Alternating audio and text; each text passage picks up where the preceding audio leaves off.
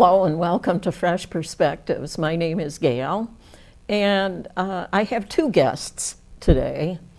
It's Christopher Riedesel, who was on one day back in the fall, and he has his cute little assistant with him today. Her name is Lucy.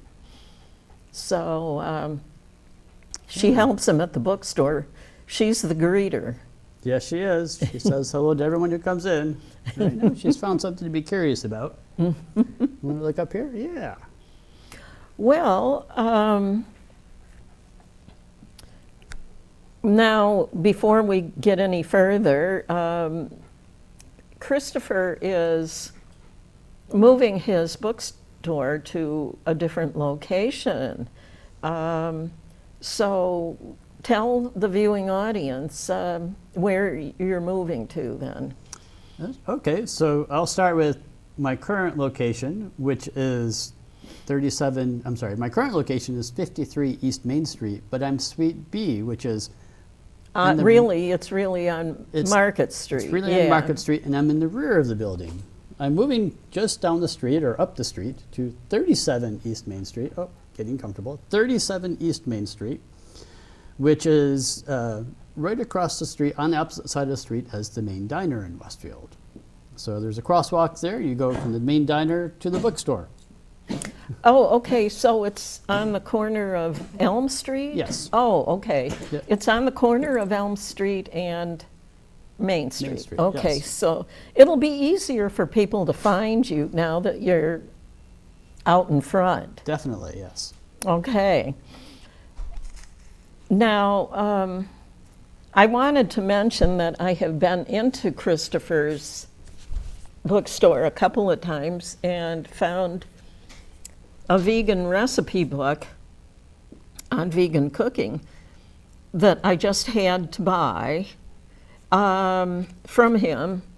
It seems that Ellen DeGeneres and Portia de Rossi decided to go vegan, and so they hired their own chef to cook for them. And this is a recipe book of the food that he prepares for them. So it's pretty interesting. So just to show you, you can probably find a book you like if you go to Christopher's store. A little bit of everything there. Yeah. Okay. Now we can start talking about the books. Now, you said it was going to be for young people. Is there a certain age range that you're talking about, approximately? Well, I'm starting out with books that are for grades 1 through 6, and then all the way up to teenagers, really. Oh, okay, So that's good. It's more of a broad history, some broad strokes of Okay. books that were available. The one on the top of the pile looks really, really old. It's probably the oldest one I have here today. Let me see here. This is called an eclectic reader. They were published by the McGuffey brothers. Wrote down their names here. Now let's see here. William and Alexander McGuffey. They became so popular that they started being called the McGuffey readers instead of the eclectic readers. Oh, And they published a reader for grade 1 through grade 6. But I mean, if you look at it, I mean, this is grade 6. I mean, it's almost advanced reading. This is from, there goes Lucy. She's done with the interview. How do you like being on television, you cutie pie? Let's see here. 1857. So this is the oldest book I have here. Wow, 1857. And I brought a sampling of the readers that I have. Different publishers took up the educational cause, and so every publisher had their readers for grade 1 through 6. So I've got, here in my hand, I've got grade 2, 3, 4, and 6 from different publishers. I do have a couple of grade 5 readers, but they're all survivors from different eras in time. And readers were popular up through the 1920s, and some are even used today, primarily in homeschooling. Oh, okay. So people have bought some from you? People who bought that are homeschooling their kids? No, not for that. People buy them because they're interested in them. They have the younger ones, or the younger readers, like take this one right here. It's book 4 in a reader series, has a title of Conrad's Magic Flight. They sometimes have interesting illustrations and photos. Let me show that. There we go. And so people like to see what was popular during that time. Let me pull this one out. Like, here's a much younger reader. It has bigger print and color pictures. And that's what people like to collect them for, the illustrations, or just for the curiosity. It's something interesting to look for when you're browsing an antique store or a bookshop. Mm-hmm. You know, some people don't care that much for books that don't have pictures in them, I've noticed. Yeah, I mean, one of the recurring themes for many of these books is illustrations. I'll be getting to that later. What was popular, say in the middle to late 1800s, were I've got a couple different series here. Let me pull up a few here. Yeah, those are later ones. But one popular author was Riedesel. This is from the late 1800s. This is both from the late 1800s. Riedesel was known for his rags to riches stories. Every story was about a boy who started as an orphan or who started in really low circumstances and worked his way up to success or respectability in one way or another. It was very formulaic, but very, very popular for the many years that he wrote. Yeah, I kind of like rags to riches stories, especially if they're about real people. Well, these were fictional, but yeah. Some of the authors would weave in, of course, real people. Mm-hmm. Many of the adventure stories, of course, focused on boys.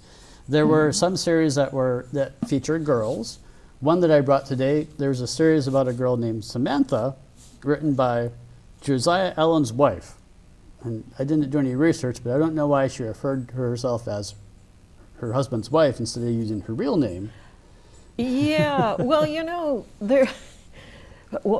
did you say that was in the 1800s? Yes. I mean, women did not have the right to vote even until the 1920. Yeah. You know, I mean, it's almost like women were their husband's property or something like that. So that's probably why it was like that. Yeah. Maybe she was required to. And the funny thing was, she probably was the breadwinner. If she was really successful with her book, yes. Yeah, so this is Samantha Among the Brethren. Another book I wanted to bring, but I couldn't find. There's a series of books around a girl named Ethel, and one of the books is called Ethel Goes to Chautauqua, and she visits Chautauqua Institution. Oh my gosh, really? Yeah.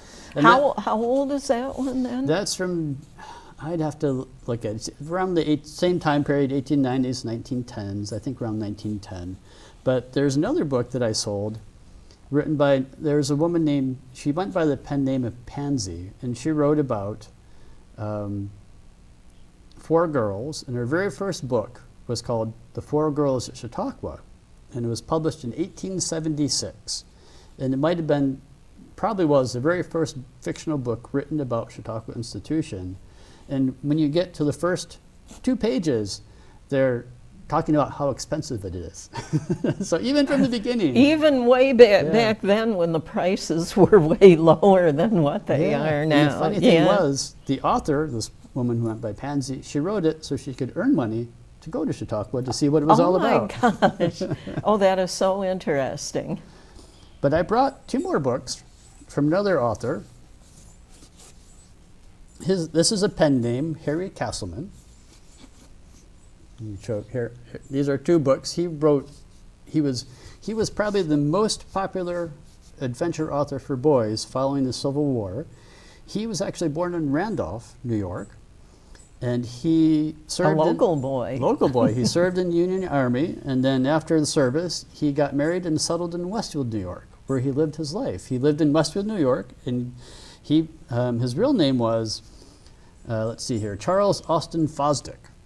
But he wrote under this pen name, and the Patterson Library in Westfield has a complete collection of all of his titles in their archives. Wow.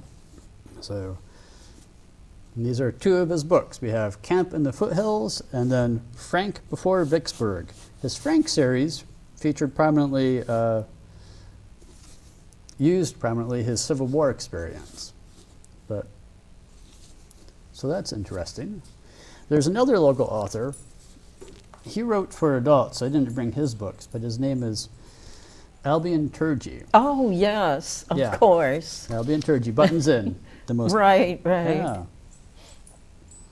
And so another thing I brought, and this is a curiosity, because publishers were trying to do anything to make a buck.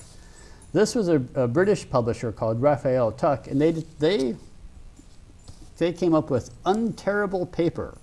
So technically they theorized that you couldn't tear this really strong paper, and it's made with linen. Oh. So I want to feel that there. Oh, but this okay. book, you can see that they really tested that out. It looks like it's been clipped. And people, Well, eventually it started to get some wear, didn't yeah. it? But these unterrible books were designed for very young children. So there's a lot of ABC books and number books. Oh, yeah, there's, every letter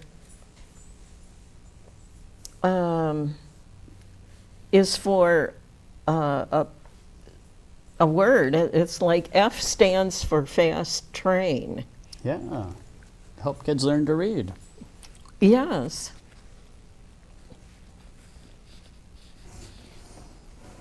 G is for garden.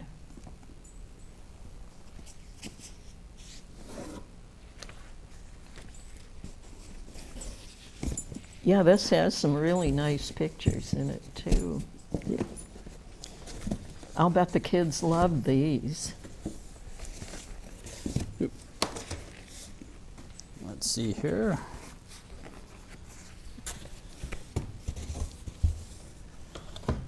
All right, the next group of books that I brought, I'll set this aside here. There's an era in books called the Golden Age of Illustration. It started in the 1870s and it lasted through 1930, where there's an upsurge of large format books, like this size of book, that had illustrations throughout. And people became famous for illustrating books. This particular illustrator is Howard Pyle, and he was famous for pirates, and he also did Robin Hood. So, Robin Hood. Robin Hood, yeah. That was Robin Hood's author? Well, no, there have been many authors for Robin Hood. Oh, but okay. He was a popular author of Robin Hood. So you have these beautiful illustrations in here. Let me show you a picture right there. Book of Pirates. This is the Book of Pirates, fiction, fact, and fancy concerning the buccaneers and marooners of the Spanish Main, from the writing and pictures of Howard Pyle.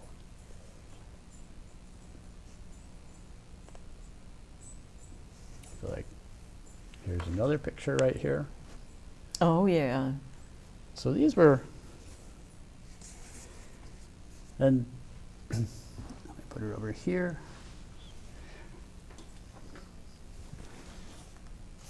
There were famous women illustrators as well. It was, it was difficult for women to make a career in any field at that time, but there were some who made a career as illustrators of these books, like Jessie Wilcox Smith, who's a famous illustrator. Unfortunately, I didn't bring any books by her. I tend to sell those, so I didn't. They have any sell in really stock. quickly, do Yeah. they? Well, it was a woman that wrote, what is that famous book? It'll pop into my head later. Yeah. And a lot of the books, of course, are adventure books aimed at boys, but there were books aimed at girls, like this one right here. This is a French story that was translated into English, Adventures of Perrine. As far as I could tell, the stories for girls had either domestic adventures, or they were orphan girls who survived by their wits, or sort of like Heidi. Let me see if there's illustrations in here. That looks like, yep, here we go. The very first illustration in the book in front of a title page is called the frontispiece. So it's usually of a scene early on in the book. So that's the frontispiece. A famous, one of the most popular of these illustrated books were the Wizard of Oz series by L. Frank Baum. These are, the first one was illustrated by, what's his name? Frank Baum? L. Frank Baum. He wrote The Wizard of Oz, and he wrote 14 books, and his niece wrote many more, and then there were a few more after that. The first book was illustrated by Winslow, I'm forgetting his name right now. But he illustrated the first book, and that was, of course, became a hit. Then the rest of the books, I think there was a financial dispute between that original illustrator and L. Frank Baum. Oh. And they went separate ways. Oh, I see. And unfortunately, that illustrator passed away soon after.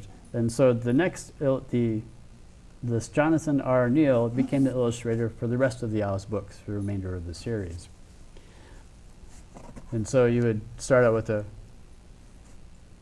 nice color frontispiece there. What, did that guy fall in a well? Well, It looks like somebody's trying to haul him out. Yeah, it looks like a king is being rescued from a well. But the interesting thing about the Oz books is they were super popular, but the publisher never updated the copyright date, so it's difficult to tell if you have a first edition or not. Oh. So there are books published, and there are types of books called descriptive bibliographies. And these descriptive bibliographies are a whole book about a specific author or a specific series of titles. And so booksellers like me like these descriptive bibliographies because they list all the books and each of the editions, so you can determine how to tell if it's a first printing or a later printing. And many of the things that you use are if the frontispiece is in color or if it's in black and white, how many illustrations there are throughout the book. If there's illustrations here, these are called end papers on the inside of the front cover and the very first. The first leaf, a leaf consists of 2 pages. The first leaf is called the flyleaf. So you use all these different clues to determine which edition it is. Oh, I see. And so that's why you have the descriptive bibliography, so you can verify, oh, this is which edition it is. Here's the one last book I brought showing illustrations. This is from my personal collection because sometimes I get a book loved enough that I can't bear to part with it. Oh, oh yeah. So that's your personal property, east of the sun and west of the moon. Yes. This was illustrated by, I believe his name is pronounced Kai Nielsen. He was from Scandinavia. I don't remember which particular country he's from. But he has these gorgeous illustrations of fairy tales from Scandinavia.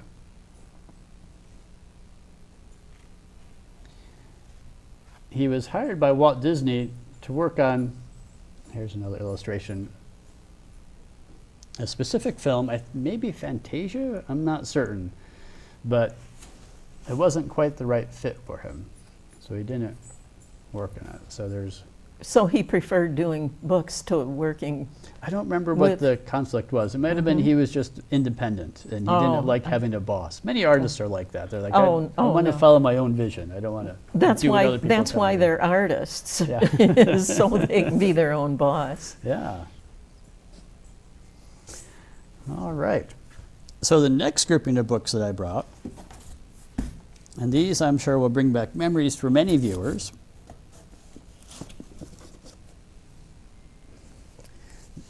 These are books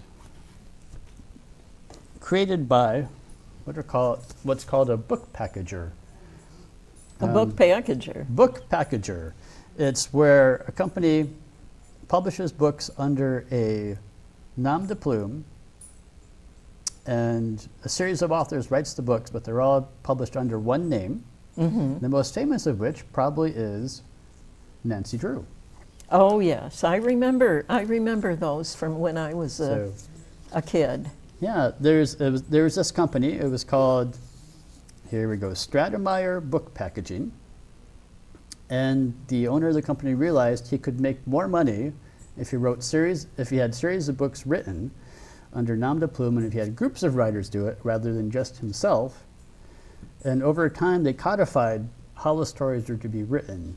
Like each chapter ended like in the middle of a sentence, or in such a way that the person had to keep on reading to find out what happened. Oh yeah, so they didn't like finish something really intriguing, is what it amounted to. Definitely. I mean, he started out with adventure stories like the Rover Boys.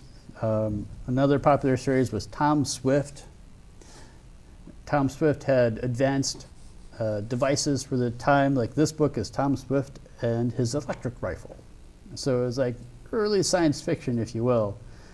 But he eventually evolved into just doing a series of mysteries. So of course the most famous was Nancy Drew, written under the nom de plume of Carolyn Keene.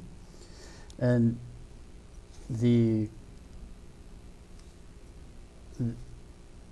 Carolyn Keene was also used as the nom de plume for another two sisters called the Dana. Let's see here, the Dana Girls. Okay. And the Dana Girls also solved mysteries.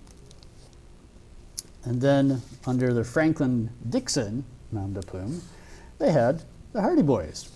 Yeah. And the books changed over the years, and as times changed, they had to be updated to remove questionable descriptions that were no longer deemed,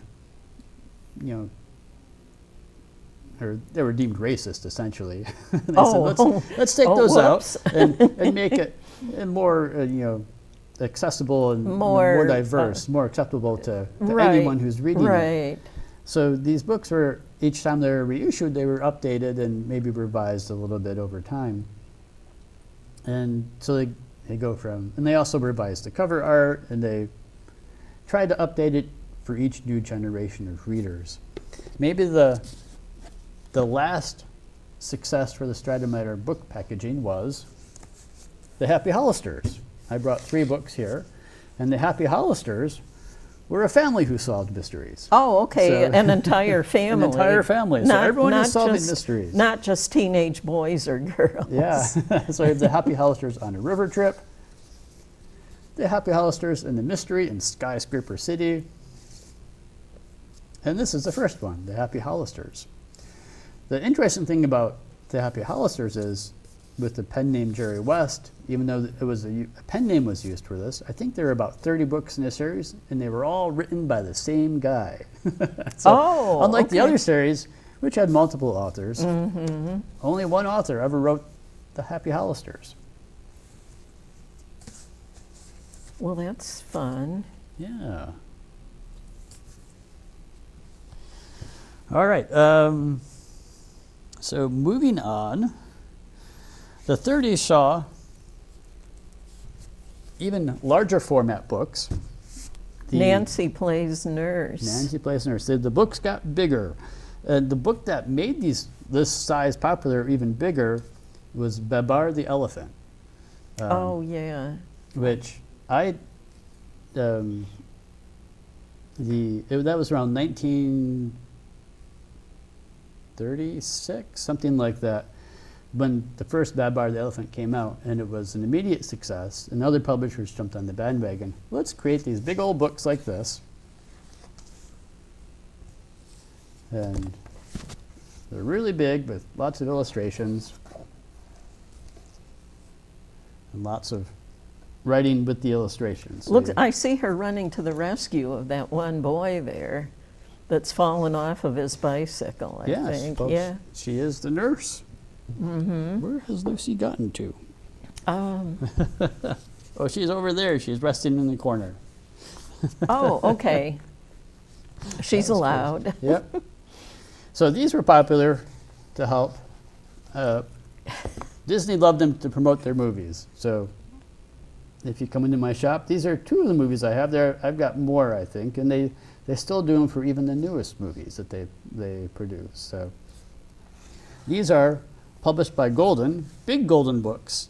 And around this time, they started thinking, what if we make smaller books? And Right. I remember having some smaller books when I was a little girl. Yeah, and that's where you get the little Golden Book series. They decided, well, the larger books tended to cost $2 to $3 when you bought them new. And they said, well, let's make these affordable and smaller. And so when they first came out, they were sold for $0.25 a piece. And they became famous for their gold foil bindings, which maybe you can see that back there. I'll show them all again. The first one there says Howdy Doody, and I remember there was a television program about Howdy Doody, except I couldn't really watch it unless I was at somebody else's house because we didn't get that channel. Oh, really? There was only a few channels back then either. And it wasn't guaranteed that you would get them all. But yeah, little Golden books, they tended to, and they're still in existence, they tend to do popular movies of the day or popular TV series. They reprint fairy tales. Here we go, Walt Disney's Snow White. Bambi. Again, like this was also popular there. Here we go. They're even doing newer ones. Lion King. Here's another Snow White. Jungle Book again.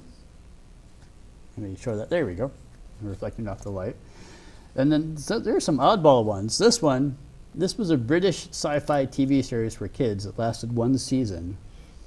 I never even heard of it. I never even heard of it either. I went online to find out more about it. And it has a really jaunty theme song, if you ever does it? if you want to pull it up online. And the interesting thing, this is the one I want to end on for Little Golden Books. The first Little Golden Books first came out in 1942. And they started with 12 books, and the Pokey Little Puppy was number 8. Number 8. Number 8 of the first 12 books they printed. And the Pokey Little Puppy has gone on to be perhaps the most popular kids book ever published in terms of numbers of books that have been And they're printed. still selling? They're still selling the Pokey Little Puppy.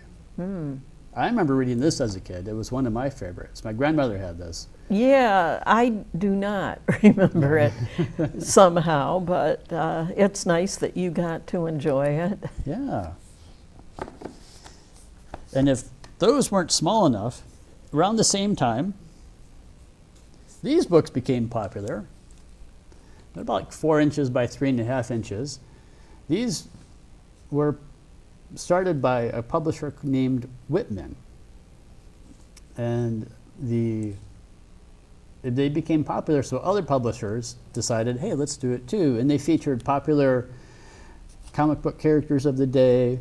Dick Tracy, comic strip detective, was the subject of the very first one of these books. And they became very popular with the kids. But one of the features for these books, besides being, small and fat, they alternated pages of text and photos.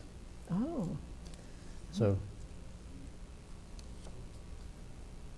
really felt like you're reading a very big book. And the funny thing is about these is they originally, when they were the first published, Whitman called them Little Big Books, or Big Little Books, I'm sorry, Big Little Books. Other publishers came along and called them Little Big Books, or Better Little Books, or they had their different little names to differentiate their books from the other ones. Oh, okay. Over time. But this is Jim Hardy, Ace Reporter. That's not a character I'm familiar with, so not one that survived the test me of either. time. But because so many of these characters featured characters that were also popular in comic books, you will find information about these in some comic book collecting guides, because it's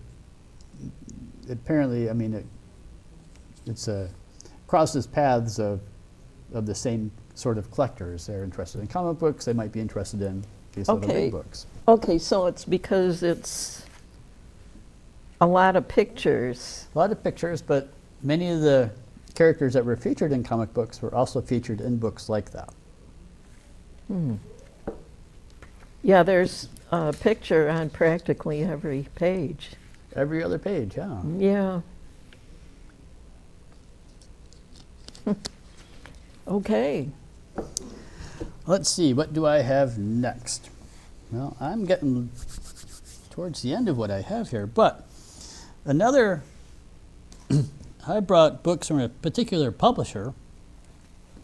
There's a publisher named Scholastic Book Services. Scholastic? Scholastic. I brought a giant stack of these books here.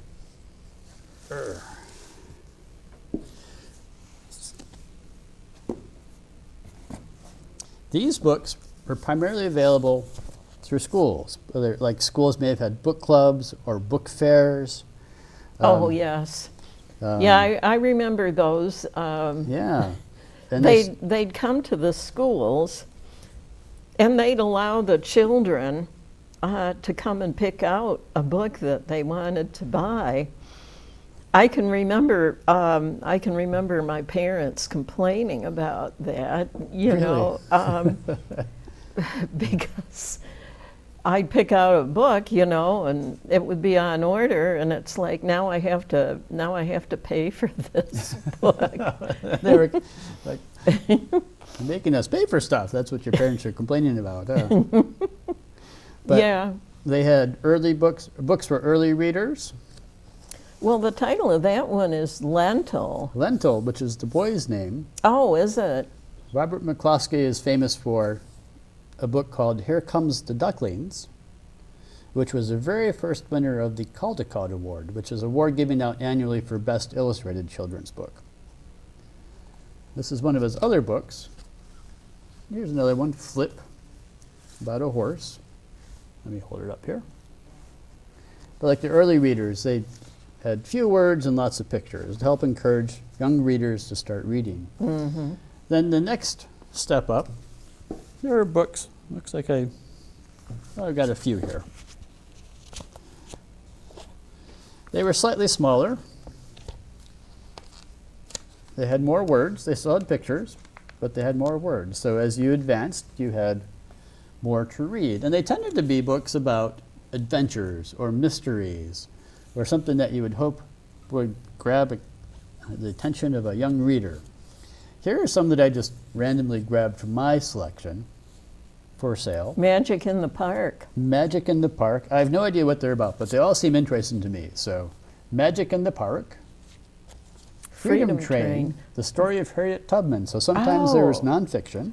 Oh, did you see that movie, Harriet, by any chance? I that have not. Came out a while. Oh, I was that caused me to be so in awe of Harriet Tubman. I never really knew too much about her. I knew there was a woman named Harriet Tubman in the involved in the Underground Railroad, but I never knew any details about her. And then we watched the movie one time, and it was like, wow, she was an amazing person. She was incredible. Really? Almost like a real-life superhero. Really, exactly. Yeah. A long time ago, a friend of mine in college said, you know, I should make a movie about her. Turns out he was right. Yes, yes. Yes, he was right, all right. And that was a good movie. Yeah. So, more selections I brought. Ghost of Dibble Hollow. I actually had a customer come in. I'd been open for 3 months. He says, do you have a copy of Ghost of Dibble Hollow? And I happened to have another one at the time. And he was so excited. It was one of his favorite books as a kid. So. Oh, and he somehow didn't have it anymore, the one he had when he was a He kid. lost it a long time ago, and he bought the copy I had, and I now have a second copy. If there's anyone who, You know, fondly remembers it's funny about that because I know there's some real life stuff that happens. A niece of ours one time was showing us a picture she had taken. There'd been a man that lived down the road from where she was living at the time. He was a hermit. Oh. He literally never went anywhere, and I guess he had a nephew who would bring him groceries and things. He was, I guess it was something like a social anxiety disorder or something. But anyway, after he had died, she went down to where the house was, and he had an outhouse, not an indoor bathroom. He had an outhouse, and she took a picture of the outhouse. She goes, "I didn't notice this," she goes, "until I got home." And, took it out of her camera and put it in her computer until she brought that up on her computer. And I swear to you this is true, because she showed it to me. There's a man's face in the picture. Oh, wow. Yeah. Apparently it was the spirit of the hermit that had lived there. Well, that's spooky. That'd be interesting to see that picture. Yeah, that was really interesting. I just have, I should have ended on Ghost in Dibble Hollow, but I do have to go along with that. But I do have 3 more here, just Mystery in Pirate Oak, again with the mystery theme. Is that kind of a treehouse in the picture? What is it? It looks like a treehouse, doesn't it? Yeah, just one that's just a platform. Yeah, it's just a platform, but it's a basic treehouse. There's Mrs. Coverlet's Magicians. And the Wednesday Witch. The Wednesday And Witch. she's riding a vacuum cleaner instead of a broom. So I wonder why she was called the Wednesday Witch. Yeah. She only showed up on Wednesdays or something. it is quite possible. You'd have to read it and find out. Right. Yeah, there's a shop over at Lilydale. Some people I got acquainted with a couple of years ago bought the house that goes with it. It's just a little one-room shop out in front of their house, and the name of the shop is Once Upon a Thursday. Okay. And they've just kept it as a shop. It was whoever owned it before them Oh, wow. had it. That's kind of a cute little Interesting thing shop. to carry on a tradition for. Right. Yeah.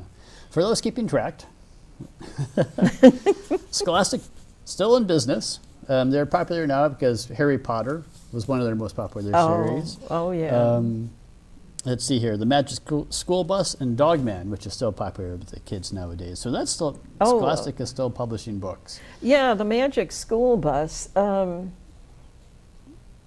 I think it was when my son was a little boy. I think he watched a cartoon TV program called The Magic School Bus on television. Yeah. I don't know which came first, but yeah, there was both a TV show and a series of books. And I didn't quite finish with Scholastic. So these are like middle grade readers, and then you get to like junior high, and you're almost into like full-fledged books. So I brought a whole bunch here, but they tend to republish Scholastic at the time. They would republish classics like Dr. Jekyll and Mr. Hyde. Sometimes they would do, and they would also publish, let me show that one there, Dr. Jekyll and Mr. Hyde. Mm-hmm. They would also publish whatever was popular at the time for adults. So these are from the 60s and 70s, so there's what's called Gothic romance, which deals with women who are somehow in a relationship with a mysterious gentleman who has a giant house or castle in a remote area. Oh, So, okay. It's a type of romance. Type of novel. romance, essentially. But he also had mysteries, Mystery of the Haunted Pool, some science fiction, Wrinkle in Time by Madeleine L'Engle, which is one of my favorite books. Mrs. Frisbee and the Rats of Nim, which was turned into a movie by Don Bluth, who used to work for Disney but started his own company. I think this was maybe his most popular movie. Again, more mysteries, Witch's Bridge. Witch's yeah. Bridge. And some real life adventure like Land Rovers. This is exploring the desert in Australia. This is a true story. Yeah, there's a kangaroo in the picture. So it would you go. have to be Australia. Yeah, that is true. Like I said, Scholastic is still in business. They're doing great business with Harry Potter and all those other series that kids still love. Wasn't the Dr. Jekyll and Mr. Hyde one supposed to be about somebody that had bipolar disorder? Well, the story is about a gentleman who develops a formula that separates his evil from his good. He thinks he takes the evil out of him, but he becomes essentially a second person, this Mr. Hyde, who is all the bad elements of him. So it could be seen as, this was before bipolar was known or identified as a thing, so it could be seen as a representation of that, I suppose. Yeah. And the last group of books I brought, these are known as interactive books or game books. They're books where you interact with the book in some aspect. They were made famous. They were actually, they were made, how do I say this? They were sort of books beforehand where you could choose what happened in the book. You were given a choice of which ending you would end up with the book. Okay. But they became very popular when a gentleman by the name of Edward Packard, he published a book called Sugarcane Island. And then these are relatively simple adventure stories. And you read like the first few a page or two, then you're given a choice. And you have to choose the next action that you, the main character, takes. And this was popular enough that it became a new series called Choose Your Own Adventure. And the Choose Your Own Adventure books are so popular that I can't keep them in the shop. They've been reprinted nowadays, but I remember these came out when I was in junior high. I was probably like 6th, 7th, 8th grade, something like that. And they were the most popular books. And the very first one was called Cave of Time. And I don't know how many other were printed, but they were really fun to read as a kid, because you felt like you were telling the story in a way. But this was a book that started that off. Excuse me. That started off that whole genre, if you will, of books where you get to choose what happens next to the character. This type of book became very popular with publishers of role-playing games like Dungeons and Dragons and other similar games like that. So they would publish the books set in the worlds of their games, or even the companies. So let me show up here. And they had their own names. The publisher of Dungeons and Dragons is a company called TSR, and they called their series of books Endless Quest. But it's the same thing, really. The same concept is where you portray a character and you get to choose the action of that character. The difference between, say, Choose Your Own Adventure and these Endless Quest books is the characters are not you, but a separate character with a background, and you're following along with this character and you choose the path that that character takes. But it was quite common. These were very popular for about 25 years, and they declined once computer games become popular and more prevalent, so that way you could play on the computer rather than reading a book, doing a similar thing.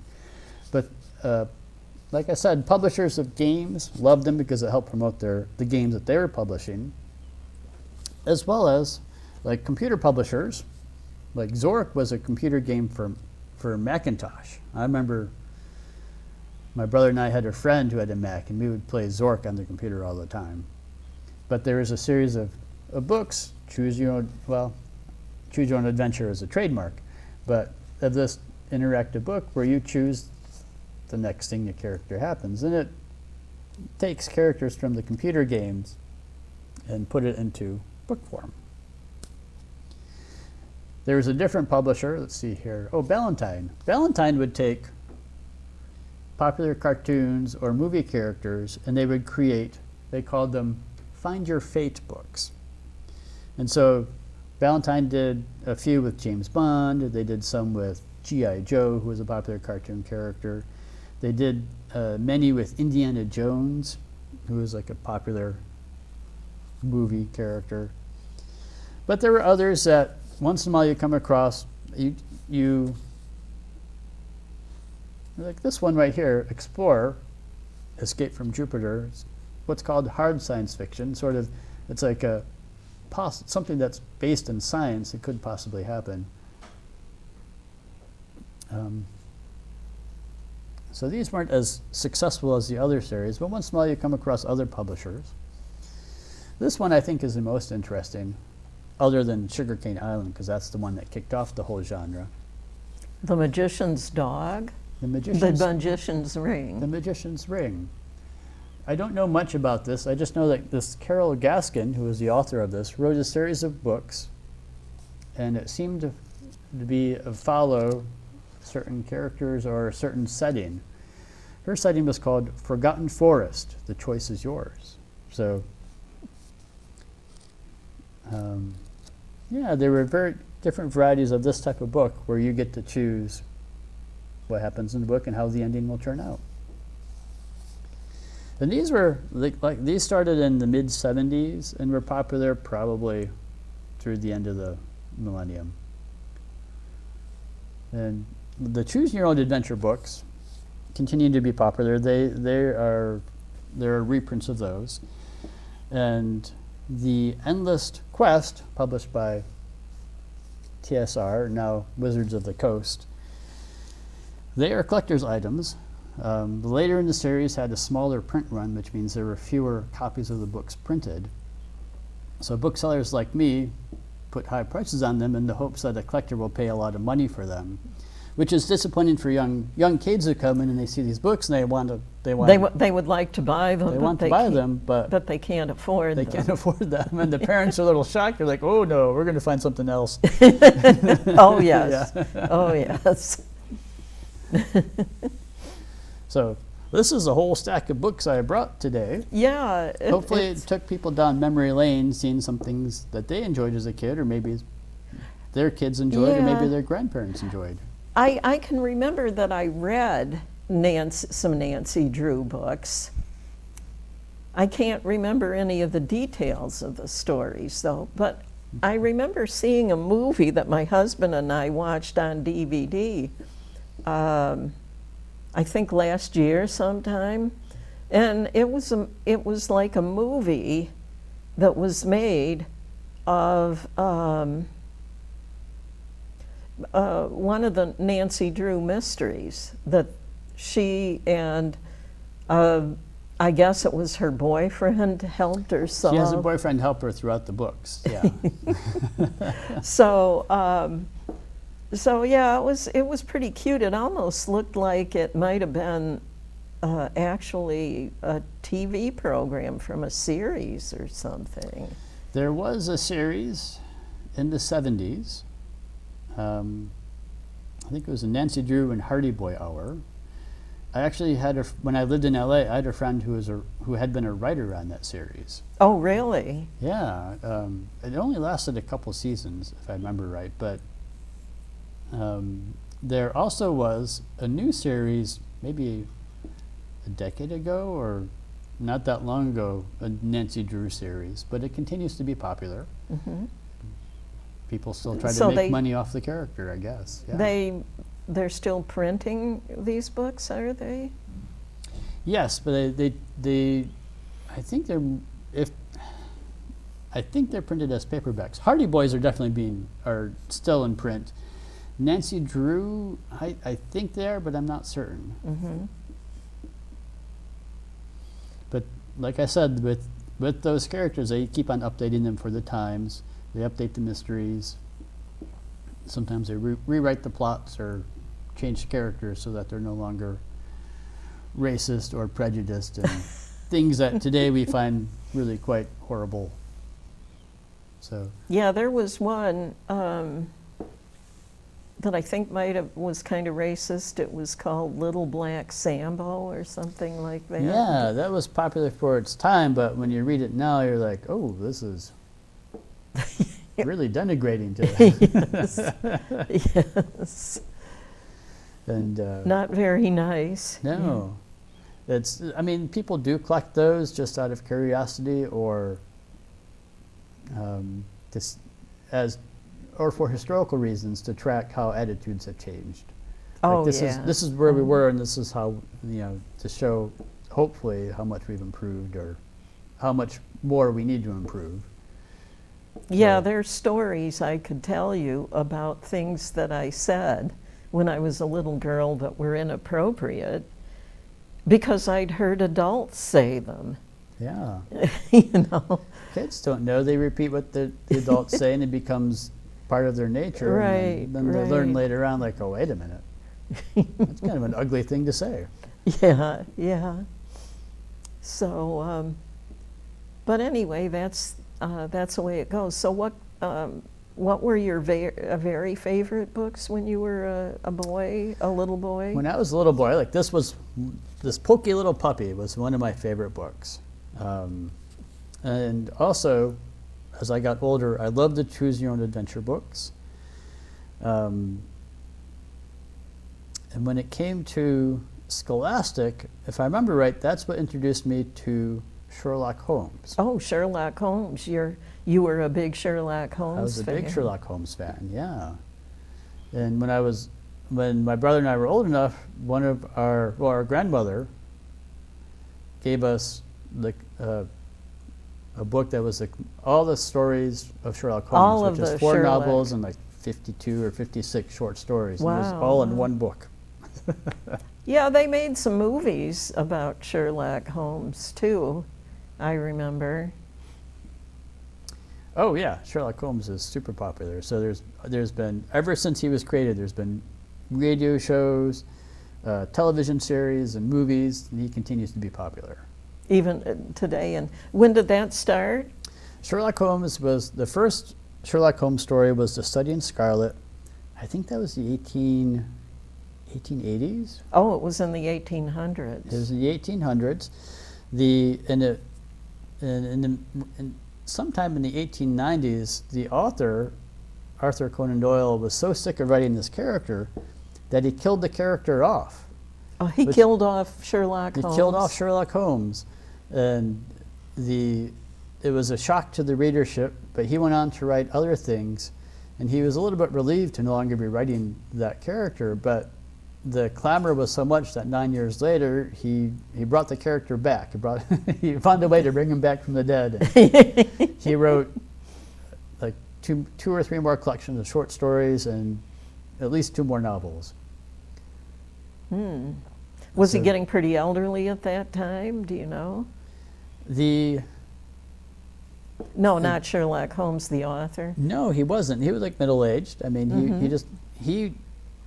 it's what he didn't like about that character was that he thought people didn't take him seriously as an author. They just liked him for these mystery. And he wrote other adventure stories that he was more proud of, and he wanted people to focus on those. They just love Sherlock Holmes, though. I suppose some people get really obsessed with certain characters. Yeah, they do. Okay, we're down to 3 minutes.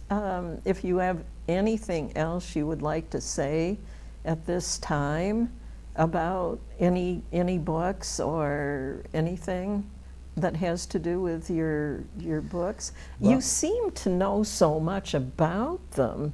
You must have really done a lot of research. I did research for the show because I wanted to know what I was talking about. right. But I have to know what I'm talking about because people come in and ask me questions, and I want to be able to help them out. I don't want to be like, Yeah, I want to be able to say, yes, here's where you can find what you're looking for, or here's how I can, find something that may interest you. Yeah, because you seem so knowledgeable when you come on Fresh Perspectives about the books and everything, and it started out as you had just happened to put it on a bid, on a batch of books? Yes, on a very large batch of books.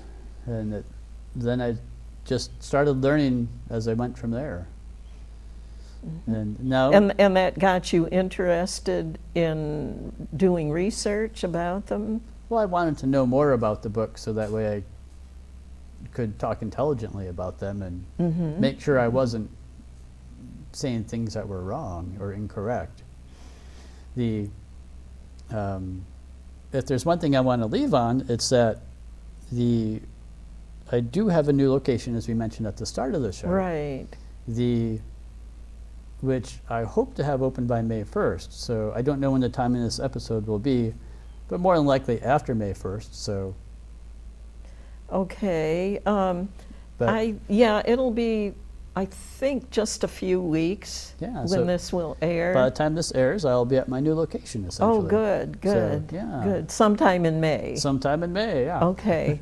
Well, we'll be looking forward to coming in and checking out your new location. Yeah, and I will have even more books there. than Well, I have at my it's a current larger. It's a larger space. It's a larger space. Yeah, and that's why you're moving there. That's one of the main reasons I'm moving, and it's more visible, so people can find me. Right. It's not around more the easily. corner on the side street Definitely, anymore. yeah. Yeah. Okay. Well, I'll have to get in there after you get opened up and look around again. And Yeah. When you do, Lucy will greet you. Wherever. Oh, she's behind the cameras now, taking oh a yeah, nap. she's way over. She's way over across the room. Yeah. Yeah. Well, it was nice having her here so she could get to be on television. Yeah. Well, I want to thank you again for being on Fresh Perspectives today. And I'll see those of you in the viewing audience when I do the next episode.